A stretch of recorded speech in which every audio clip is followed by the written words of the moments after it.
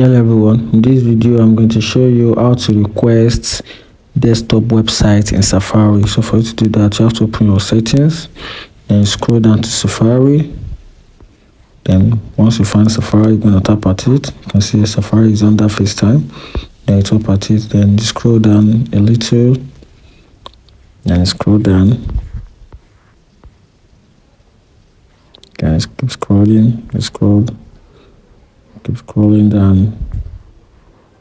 Then right here, you tap at request desktop website. Then you tap at the option. Then another option is going to pop up where you have to toggle this particular option. You have to toggle it on your Safari settings. Once tap at it, it means whenever you're accessing any website using your Safari, you can easily request for desktop view on your Safari. If you find this video helpful, like and follow for more. Thank you.